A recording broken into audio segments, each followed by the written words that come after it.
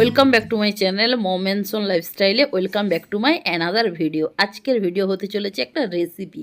তো কি রেসিপি বানাতে চলেছি পুরো ভিডিওটা দেখতে থাকো। আশা করি আজকের ভিডিওটাও তোমাদের দারুণ লাগবে। আর ভালো লাগলে অবশ্যই লাইক কমেন্ট শেয়ার করে দিও, আর ফেসবুক পেজটা অবশ্যই ফলো করে দিও, আর ইউটিউব চ্যানেলটা সাবস্ক্রাইব করতে কিন্তু ভুলো না। তো দেখতেই পেলে প্রথমে কিন্তু আমি একটু চাল ভিজিয়ে রেখেছি। আর আজকে যে রেসিপিটা আমি বানাতে চলেছি একদম ইউনিক, আর একদম কিন্তু অল্প টাকায় মাত্র 40 টাকা খরচ করে চিকেন কিনে, 40 টাকার চিকেন কিনে দারুণ একটা রেসিপি বানাতে চলেছি। তো আজকের ভিডিওটা কিন্তু পুরোটা তোমরা না টেনে দেখতে থাকো। তো চালটা ভিজিয়ে নিয়েছি, আর তারপরে দেখো জল গরম করতে বসিয়ে দিয়েছি। জলটা ফুটে যাওয়ার পর ওতে দিয়ে দিলাম লবণ। লবণ দেওয়ার পর কিন্তু দিয়ে দিলাম চাল, ভিজিয়ে রাখা চালটা দিয়ে দিলাম।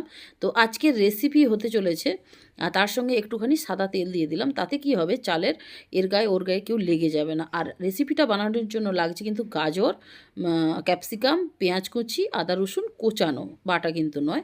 তারপরে নিয়ে নিয়েছি বিনস আর মটরশুঁটি। তো আশা করি অনেকেই বুঝতে পারছো। তো আর নিয়ে নিয়েছিলাম ম্যারিনেশন, মানে চিকেন নিয়ে নিয়েছিলাম, চিকেনটাকে ম্যারিনেশন করে রেখেছি। তো সেটা আর শেয়ার করা হয়নি। তো তারপরে কড়াই বসিয়ে দিয়েছি। কড়াই বসানোর আগে আমি একটু সামরিচ আর সাজিরে, মানে সাদা মরিচ আর সাদা জিরে একটু শুকনো কড়াই নেড়ে ওটাকে গুঁড়ো করে নিয়েছি। তো প্রথমেই দেখলে সাদা তেল দিয়ে দিলাম। তাতে কিন্তু আমি 3টে ডিম ভেজে নেব।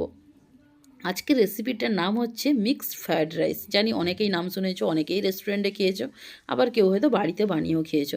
তো যারা বানাতে জানো তারা তো অবশ্যই জানো, আর যারা পারো না তাদের জন্য আজকের এই রেসিপিটা। অবশ্যই কিন্তু পুরো ভিডিওটা দেখতে থাকো। আমি কিন্তু ফার্স্ট টাইম ট্রাই করছি, তার সঙ্গে কিন্তু আমার চ্যানেলেও কিন্তু মানে আজকের রেসিপিটা একেবারে নতুন। তো অবশ্যই পুরো ভিডিওটা দেখতে থাকো, আশা করি ভালো লাগবে। তো 3টে ডিম দিয়ে দিয়েছি, তার সঙ্গে একটু অল্প লবণ দিয়ে দিলাম, আর একটু দিয়ে দিলাম গোলমরিচের গুঁড়ো। তো ভালো করে ডিমটা কিন্তু ভেজে নেব। তো একদম কিন্তু মানে পুরো ফ্রাই করব না, তাতে কি হবে ডিমটা কিন্তু শক্ত শক্ত হয়ে যাবে। তো অল্প করে একদম ভেজে নিয়েছি, যাতে একটু মানে পুরো লাল লাল করবো না, একটু সাদাই রাখবো, কারণ এটা আবার পরেও ভাজা হবে। তো সেই জন্য কিন্তু এইভাবে রেখে মানে ভেজে নিয়েছি, দিয়ে নামিয়ে নিলাম। এরপরে আবার অল্প পরিমাণে তেল দিয়ে দিলাম। তো তেলটা গরম হতে থাক, আর ততক্ষণ তোমরা কিন্তু যারা যারা চ্যানেলটি সাবস্ক্রাইব করোনি অবশ্যই চট করে সাবস্ক্রাইবটা করে দাও। আর কে কোথা থেকে আমার ভিডিও দেখো সেটা কমেন্ট বক্সে গিয়ে কিন্তু কমেন্টে লিখে ফেলো। তো এরপরে আমি এতে দিয়ে দিচ্ছি কিছু রসুন আর আদা কুচোনো। তো এরপর এতে দেবো আমি চিকেন। তো এটা একটু লাল লাল করে ভেজে নেব। তো যতক্ষণ না একটু পেঁয়াজ মানে রসুনের গন্ধটা যাচ্ছে। তো এটা ভাজার পরে কিন্তু এর মধ্যে ম্যারিনেশন করে চিকেনটা দিয়ে দেবো। আর চিকেনে ম্যারিনেশনের সময় লবণ আর একটু মিশিয়েছিলাম হলুদটা তোমরা নাও দিতে পারো, একটু সোয়া সস, ভিনিগার আর লবণ আর একটু সাদা তেল মাখিয়ে রেখেছিলাম। আর তোমরা চাইলে ঝাল ঝাল বানাতে একটু লঙ্কার গুঁড়োও দিতে পারো। তো আমি লঙ্কার গুঁড়োটা দিলাম না, কারণ আমার ছেলে খাবে, তো সেই জন্য ঝাল বানাইনি। আর তোমরা কিন্তু যে সবজিগুলো কেটেছি ওর সঙ্গে কিন্তু কাঁচা লঙ্কাও কুচিয়ে দিতে পারো, বেশ ঝাল ঝাল খেতেও ভালো লাগে। কিন্তু আমি ওই যে বললাম আমার ছেলে খায় না, তো সেই জন্য কিন্তু আমি লঙ্কা কুচিটা দিলাম না।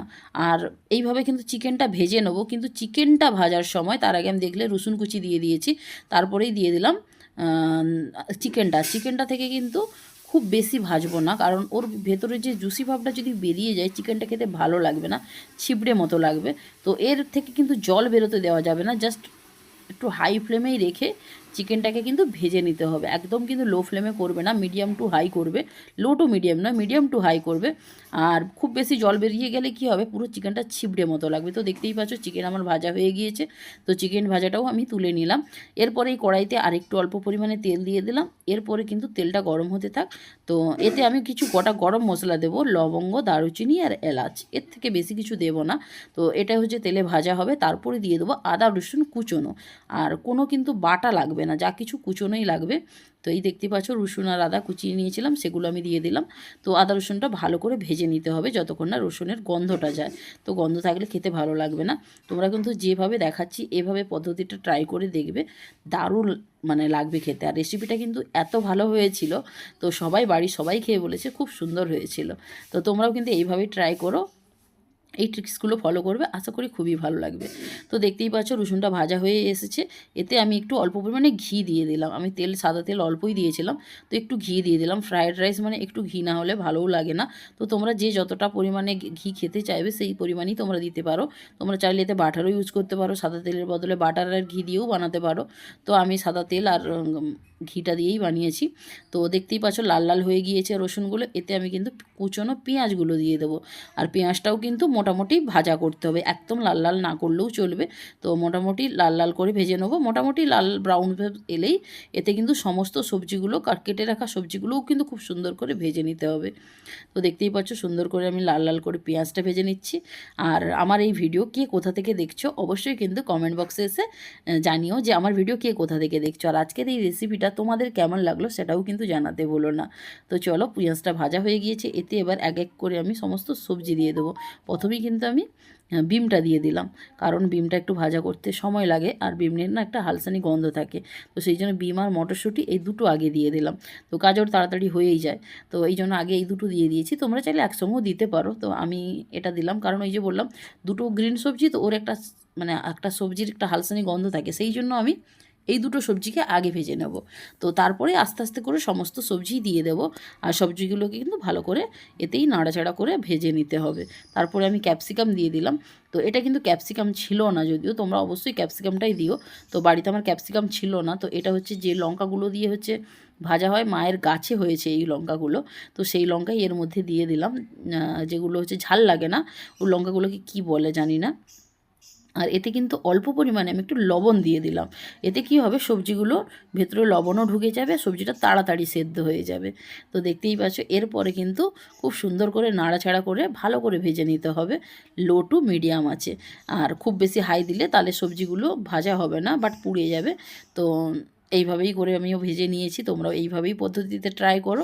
আর আমি কিন্তু একদম ছোট্ট ছোট্ট ডিটেলস তোমাদের সঙ্গে শেয়ার করছি, যাতে তোমরাও এইভাবে বানাতে পারো। তো একদম যেমনভাবে আমি বানিয়েছি টোটালটাই তোমাদের সঙ্গে শেয়ার করেছি। তো এরপরে কিন্তু সমস্ত কেটে রাখা বাকি সবজিগুলো, মানে গাজর আর আর কি ছিল না, শুধু গাজরই বাকি ছিল, এটাও পুরোটা দিয়ে দিলাম। আর গাজরটা বললাম পরে দিয়েছি, এতে কী হবে, গাজরটা তো যেহেতু তাড়াতাড়ি সেদ্ধ হয়ে যায়, তো গাজরটা পরে দিয়েছি। আর এইভাবে করে গাজরটাও কিন্তু ভেজে নিতে হবে। তো তোমরা এইভাবেই ট্রাই করো। আর যারা পেজে নতুন বন্ধু রয়েছে, যারা এখনই পর্যন্ত আমার ইউটিউব চ্যানেল আর ফেসবুক পেজ মানে ফলো আর সাবস্ক্রাইব করোনি, তারা কিন্তু তাড়াতাড়ি ফলো আর সাবস্ক্রাইবটা করে দিও। তো এরপরেই কিন্তু দেখো আমার ভাজা প্রায় কমপ্লিট হয়ে গেছে। এতে আমি দিয়ে দিলাম কিন্তু চিকেনটা দিয়ে একটু নেড়ে নিলাম, কারণ এতে যেহেতু আদা রসুন এইসব ফ্লেভারগুলো রয়েছে, আর যেহেতু তোমাদেরকে বলেওছিলাম আমি অল্প করে চিকেনটা ভেজে রেখেছি, এতে দিলে কি হলো, সমস্ত জিনিসটা ওর মধ্যে আরও ভালো করে ঢুকে গেল। সেই জন্য কিন্তু আমি চিকেনটা দিয়েছি। এরপর কিন্তু আমি ডিমটাও দিয়ে দেবো। তো অনেকে দেখেছি আমি যে সব কিছু ভাতটা দেওয়ার পর এগুলো মেশায়, তো আমি কিন্তু এই পদ্ধতিটা ট্রাই করেছি। আর তোমরাও কিন্তু এই পদ্ধতিটাই ট্রাই করো, এতে কি হবে, ভালো লাগবে খেতে, টেস্টটা আরও দ্বিগুণ বেড়ে যাবে। কারণ সমস্ত মশলা মানে সবজির মধ্যে যেগুলো রয়েছে সেই স্বাদটা কিন্তু এর মধ্যে চলে যাবে। তো এইভাবে করে আমি বানিয়েছি। তো আমি এটা আমার মানে কি বলবো, নিজের পদ্ধতি থেকেই আমি বানিয়েছি। তো যাই হোক, আমি মানে কি বলবো, আমার নিজের মাথা থেকে বের করে এই পদ্ধতিটা আমি বানিয়েছি। যাই হোক, আমার তো ভালোই লেগেছে। তো তোমরাও ট্রাই করতে পারো, আশা করি তোমাদেরও ভালো লাগবে। দেখো খুব সুন্দর করে কিন্তু ভাজা হয়ে গিয়েছে। এর পরিমাণে কিন্তু আমি অল্প একটু ঘি দিয়ে দিলাম, কারণ আমি তোমাদেরকে বলেইছিলাম প্রথমে আমি অল্প ঘি দিয়েছি, কারণ ঘি দিলে কি ওপর মানে পুরো পুড়ে যায় ঘিটা। তো সেই জন্য অল্প জাস্ট সবজিগুলো ভাজার জন্য দিয়েছিলাম। এখন দেখো সবজি তোমার ভাজা পুরো কমপ্লিট, এখন একটু অল্প পরিমাণে ঘি দিয়ে দিলাম। তো এটা পুরো ভাজা হয়ে গিয়েছে। এরপর এতে দেব সেদ্ধ করে রাখা ভাতটা। আর ভাতটা কিন্তু একদম জল ছেঁকে ভালো করে ঝুরঝুরে করে ঝরিয়ে মানে করতে হবে। আর ভাতটা কিন্তু 80% থেকে 85% পর্যন্ত সেদ্ধ করবে, পুরো 100% কিন্তু কেউ করবে না, তাহলে কিন্তু পুরো চালটাই ঘেঁটে যাবে। তো সেই জন্য আমি কিন্তু 80% চালটা সেদ্ধ করে একদম জল ঝরিয়ে মানে একদম মানে হাওয়া খাইয়ে মানে করে রেখেছি, তাতে কী হবে, খুব ঝরঝরা হয়। আর তোমরা কিন্তু ভাতটা যখন নামানোর একটু আগে একটু ভিনিগার দিয়ে দেবে, তাহলে কিন্তু চালটা একবার কারোর গায়ে কেউ লেগে যাবে না। তো সেটা আমি স্কিপ করে গেছি, তাই তোমাদেরকে বলে দিলাম। তো দেখতেই পাচ্ছি এর মধ্যে আমি ভাত দিয়ে দিয়েছি। আর হ্যাঁ, আমি প্রায় ওই 700-র মতো চাল ভিজিয়েছিলাম, মানে 700 চালের ভাত হয়েছে। তো সেই জন্য এই একটা কড়াতে তো হবে না, তো আমাকে দুবার ধরে করতে হবে। তো এই জন্য আমি কিন্তু কিছুটা সবজি আগে থেকে হাফ তুলে রেখেছি, মানে দুবারে যেহেতু বানাবো। তো এই যে দেখতে পাচ্ছ ভাত দিয়ে দিলাম। এবারে এই ভাতটাকে কিন্তু একদম আলতো হাতে নাড়াচাড়া করতে হবে। আর এর মধ্যে কিন্তু দেখতেই পাচ্ছ ভিনিগার আমি দিয়ে দিলাম, ভিনিগার দেবো, সোয়া সস দেবো, পরিমাণ মতো লবণ আর চিনি। যে পরিমাণে মিষ্টতা পছন্দ করো সেই পরিমাণে কিন্তু ফ্রায়েড রাইসে চিনি দেবে। আর ভেজ ফ্রায়েড রাইস হলে তাতে কিন্তু একটু বেশি পরিমাণ চিনি লাগে, যেহেতু এটা মিক্সড ফ্রায়েড রাইস এতে কিন্তু বেশি চিনি মানে একদম মিষ্টতাটা ভালো লাগবে না। আর দিয়ে দিলাম কিন্তু গোলমরিচের গুঁড়ো।